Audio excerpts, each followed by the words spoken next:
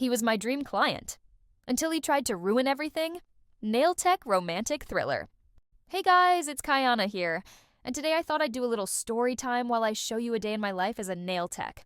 But this isn't your normal cute French tip type of story. It's about how a regular client, a guy who seemed like a total dreamboat, almost turned my whole world upside down. Buckle up, because this day gets crazy fast. It was Friday, March 21st, 2025. A warm spring morning in Atlanta, Georgia. Like 72 degrees, birds chirping, iced coffee season. I opened my little nail suite, polished and paid ATL, inside the Midtown Bell shopping plaza around 8:50 a.m. The plaza's always got this cozy morning vibe. Smell of fresh bagels from next door, ladies in leggings doing Pilates. You know the vibe. First client of the day, 9:30 a.m. Noah Carter. Tall, perfect teeth. Wore navy suits like he was born in them.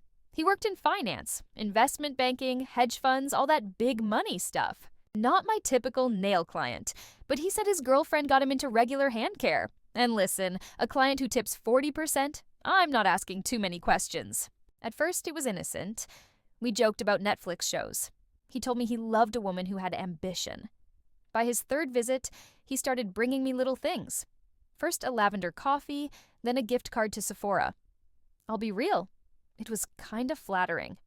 March 21st, that morning, he came in with no appointment. Just walked in, flashing that smile.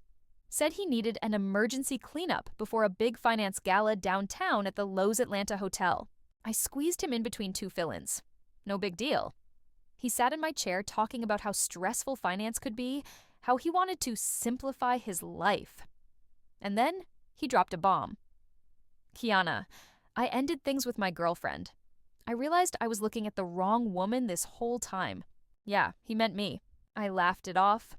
Politely, keep it professional. But he didn't drop it. He asked if he could take me out to dinner that night. Somewhere special, he said. Told me he already made a reservation at Marcel, the fancy French steakhouse in West Midtown. I hadn't even said yes yet. Weird? Absolutely. But part of me thought, maybe he's just intense. Finance bros are weird, right? Well, fast forward. I finish his quick cleanup, charge him out. He leaves, but not before handing me a small black velvet box.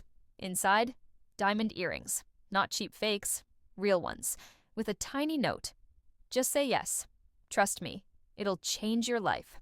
The earrings creeped me out enough that I decided to skip town that night, drove to my cousin's place in Marietta, 30 minutes north. Good call, because around 10 p.m., my building's security system flagged unauthorized access at my suite. Guess who? Noah Carter. Caught on camera trying to unlock my studio door. With a key he somehow had.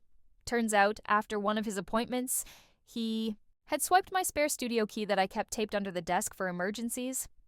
And when I called the police, they pulled his real background.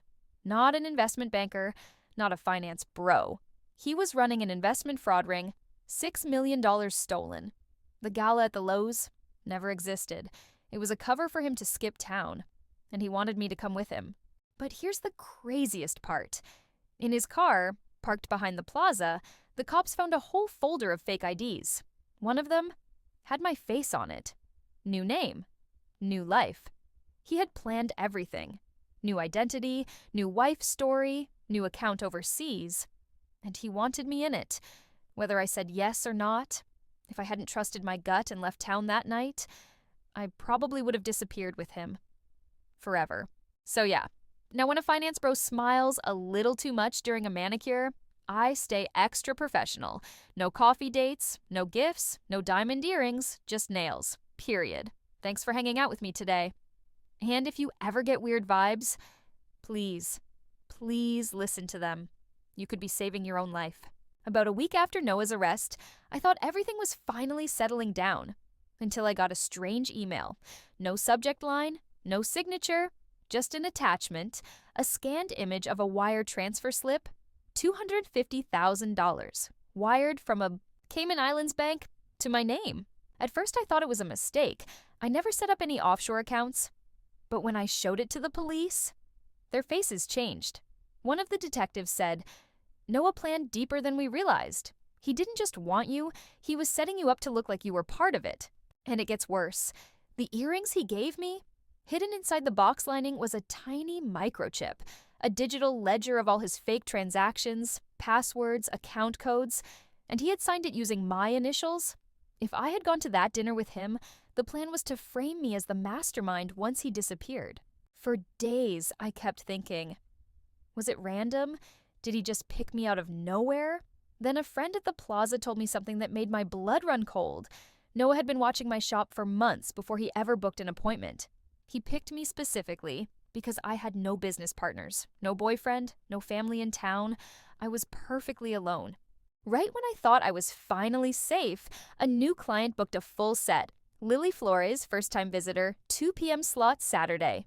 Sweet voice, paid in cash. But when she showed up, she had a tiny tattoo on her wrist. The same tattoo Noah had, a small black chess piece, a knight. And when she sat down, she smiled and said, "You're a very hard girl to reach, Kayana. We don't like unfinished business." My whole body went cold. I kept filing her nails like nothing was wrong, my hands steady even though my heart was hammering against my ribs. I remembered what the detectives told me. Stay calm, never let them see fear. So I smiled and said, "Unfinished business? I'm not sure what you mean." But in my head, I was already planning my next move. Lily leaned in a little, her voice low. "You helped Noah," she whispered. "Whether you meant to or not, that makes you valuable or dangerous. Depends how you play it." She tapped the glass table lightly, almost like she was sending a silent message. And then she slid a tiny piece of paper across the table under her palm. On it, a time, a location. Midnight. The old Glenwood railway station. The second she left, I called Agent Dorsey. I barely got the words out. "They're still after me, and they want to meet tonight." Within an hour, she had a whole undercover team assembled. We planned it out carefully. I would show up looking like I was alone, but they'd be watching from every angle. Midnight hit, and I pulled up to the old Glenwood railway station. Abandoned, covered in graffiti, half the roof caved in. My boots crunched over broken glass as I walked toward the shadowy platform. The place smelled like rust and rain, and out of the darkness stepped Lily. And 3 other figures. Men in all black, no faces I recognized. Lily smiled sweetly, like we were old friends. "You're going to transfer the ledger back to us," she said, "or this night doesn't end well for you." I played dumb, said I didn't have anything, but one of the men, taller, meaner looking, pulled out a tablet, opened an app. On the screen, live footage of my nail studio. Someone had broken in, while I was standing right there. Before I could even react, headlights exploded across the platform. Unmarked SUVs screeched into view. Agents in tactical gear flooded the station. Someone tackled Lily to the ground. 2 men ran, but they didn't get far. Tackled before they made it to the fence. Turns out Agent Dorsey knew Lily would make a move. The wire Lily gave me during the nail appointment, hidden inside the gel topcoat bottle. The moment she slid me that paper, they had everything they needed to take the whole operation down. After the arrests, Agent Dorsey and I sat in her SUV, headlights still flashing across the cracked pavement. She handed me a bottle of water and said, "Kayana, you just helped take down one of the most sophisticated laundering operations in the Southeast."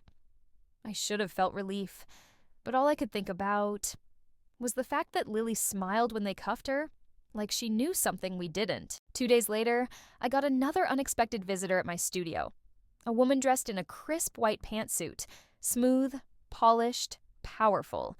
She introduced herself as Valentina Cross, an independent business consultant. But her smile didn't reach her eyes. "Lily was just an intern," she said casually, glancing around my shop. "I'm here to discuss the real business opportunity Noah had in mind for you." Valentina slid a black folder across my manicure table. Inside, contracts. Papers linking dozens of shell companies all connected to offshore banking. And at the center of it all, a fake corporation named after my studio. Polished and Paid Holdings, LLC. It was already set up, ready for me to take over if I agreed to play ball. She leaned in, her perfume thick and expensive. "If you don't take it, Kayana," she said, tapping her manicured nails on the table. "Well, accidents happen, businesses burn down, people disappear." Then she pulled out a glossy photo. My cousin's house, the same one in Marietta where I hid out after Noah. It had a bright red X spray painted across the front door. I stayed calm, smiled sweetly, and said, "I'll think about it." The second Valentina left, I texted Agent Dorsey the code word we had set up: emergency manicure needed. Within 30 minutes, plainclothes agents swarmed the shopping plaza. They didn't just arrest Valentina, they traced her burner phone straight to a warehouse 2 miles from my studio, where they found evidence of even bigger crimes tied to international fraud. But just when I thought I could finally breathe, an anonymous letter showed up in my mailbox. No envelope, no return address, just a single line typed in bold black ink. "You can cut the head off the snake, but the body keeps moving." And underneath it, a photo of me smiling, working on a client's nails, taken just 2 days ago. It was clear now. This wasn't going to end easily. Every time I thought I was done, a new player emerged from the shadows. Valentina Cross was just the tip of the iceberg. If I kept going, if I pushed back, there was no telling what might happen next. Noah's people weren't just in Atlanta, they had connections everywhere, and from New York to Miami. And if I wasn't careful, I could end up just like those innocent people who get caught in the crossfire of a game they didn't ask to play. I met with Agent Dorsey one last time at a small cafe in a quiet part of town. "Kiana, we can put you into witness protection," she said, sliding a folder across the table. "But the life you knew, it's over. No more nail salons, no more cozy nights with your cousin. You disappear, start fresh, and we handle everything." She was right. I had no choice. The next few days were a blur of paperwork, last-minute goodbyes, and packing up my entire life. I sold my studio, wiped all my social media clean, and handed over the key to my apartment. By the time I boarded the plane, I wasn't Kiana anymore. I was someone else, living under a new name, with a new identity. It wasn't easy, but it was the only way to survive. Now, I live in a small, quiet town up north. I work in a boutique nail shop where no one knows me, where no one remembers the life I used to have, but I keep my guard up, just in case. Because the people I crossed, they're still out there. And when you've tangled with a network this big, there's no such thing as safe. You just learn to live with the fear. And the constant question, what will they want from me next? I wasn't going to run anymore. I wasn't going to be scared into hiding. It wasn't just about me anymore. It was about all the people Noah and Valentina had taken advantage of. And if I didn't stop them now, they would just find someone else to destroy. This wasn't just a criminal ring, this was my fight. I reached out to Agent Dorsey, but this time, it wasn't for protection. I had a plan, a dangerous one, but one that could end this for good. We'd gather everything we had, set up a sting operation so deep that we could bring down their whole network. But I knew it had to be perfect. One slip, one mistake, and it would all fall apart. I started doing some digging of my own. Valentina Cross? She wasn't just some consultant. She was the real mastermind, pulling the strings from behind the scenes, laundering money through legitimate businesses. I hacked into her financials, traced back to the original shell companies, and I found the key, a high-profile gala in New York City, an auction where millions in stolen funds were going to be laundered through fake art sales. It was all set. With the help of Dorsey's team, we infiltrated the gala. I posed as a VIP client, mingling with wealthy elites, while Dorsey and the agents quietly slipped into the auction room. And when Valentina took the stage, making her final pitch for a piece of exclusive art, I made my move. I pulled out the evidence, the emails, the pictures, exposed her right in front of the crowd. The auction stopped. The authorities moved in. And just like that, the network crumbled. It was over. Valentina Cross was arrested, her empire falling apart around her.